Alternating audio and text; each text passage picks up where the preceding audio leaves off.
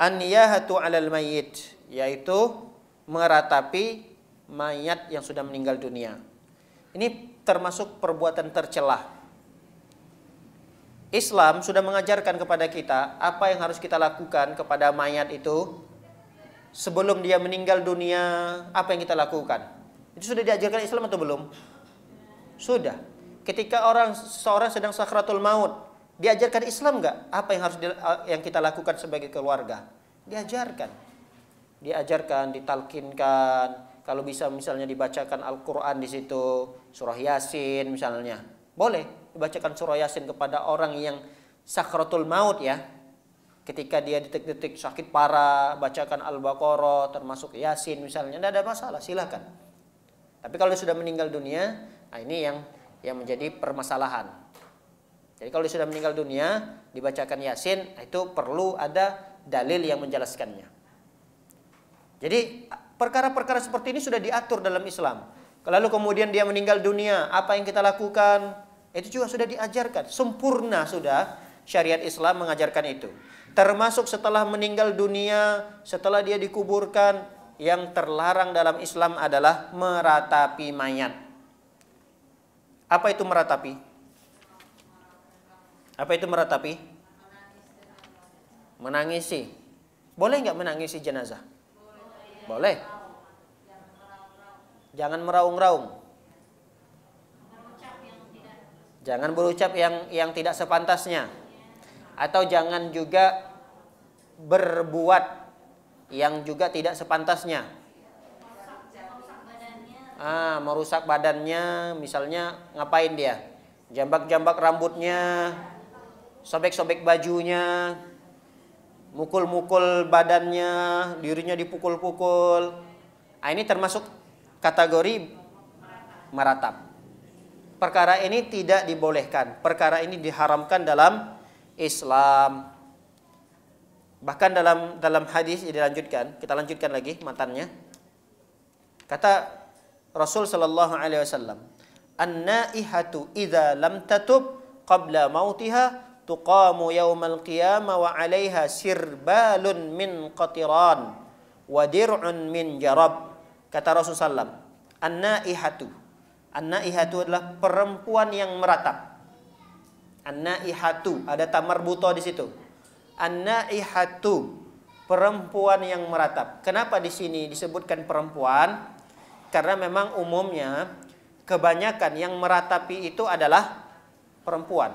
Karena perempuan ini kan punya perasaan yang sangat halus. Jadi siapa saja orang yang dia sayangi, siapa saja yang dia cintai, kadang dia terbawa oleh perasaannya. Sehingga banyak yang tidak kuat dalam menghadapi ujian itu adalah perempuan. Perempuan, kebanyakan yang menangis sampai meraung-raung tadi, sampai yang menjambak-jambak badannya, rambutnya, mukul-mukul badannya, itu kebanyakannya adalah perempuan. Lihat ancaman dari Rasul sallallahu alaihi wasallam, hati-hati nih. Dengarkan. Idza lam tatub qabla mautiha, jika perbuatan meratap ini yang dilakukan oleh seorang perempuan, dia tidak bertaubat sebelum dia meninggal dunia, belum dia bertobat sebelum dia meninggal dunia, tuqamu yaumal qiyamah, maka dia akan mendapatkan hukuman pada hari kiamat. Apa itu hukumannya? Wa 'alaiha sirbalun min qatiran. Dia akan diberikan pakaian, yang pakaian tersebut terbuat dari cairan tembaga. Tahu tembaga? Kalau mungkin kita jarang atau mungkin tidak pernah melihat tembaga yang dicairkan dengan api yang begitu panas, ibu-ibu mungkin pernah melihat aspal itu apa namanya yang hitam itu, ter ya. Untuk melengketkannya apa? Dengan ter ya. Ter yang dipanaskan itu, dipanaskan dengan api yang begitu banyak, kemudian nanti setelah aspalnya rata disiramin lagi tuh pakai ternya itu, cairannya, mixnya apa namanya? Nah, itulah namanya. Itu akan dipakaikan kepada seorang perempuan yang meratap di dunia ketika dia belum sempat bertaubat. Paham ini? Ketika dia meninggal dunia, ternyata ada dosa yang dia bawa. Apa dosanya? Di antaranya dosa meratap. maka dia akan disiksa oleh Allah Subhanahu wa taala berupa aspal yang dipanaskan tadi itu dijadikan pakaian buat dia. Wadir'un min jarab, dan dia akan dipakaikan dengan pakaian yang terbuat dari kudis yang gatal, sakit kulit, penyakit kulit yang dia gatal sekali, kalau digaruk dia jadi kudis, jadi luka.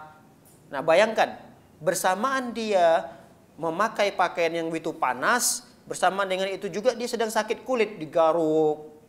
Itu enggak terbayangkan, itu siksaan yang luar biasa yang Allah berikan kepada an-naihah ini tadi, yaitu perempuan-perempuan yang meratapi mayat.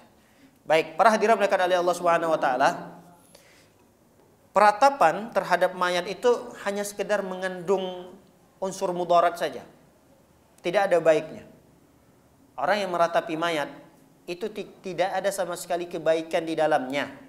Kenapa? Karena seorang ketika meratap, dia akan menambah kesedihan.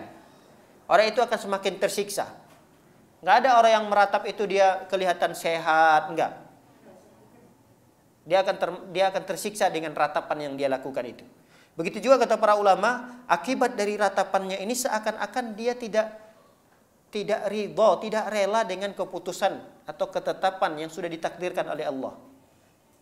Orang meratap pasti kesannya begitu.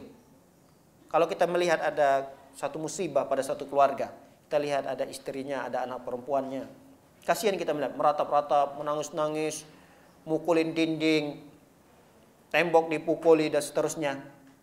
Kalau kita melihat ini seakan-akan apa yang dia lakukan, dia tidak rela, dia tidak ridho dengan ketetapan Allah.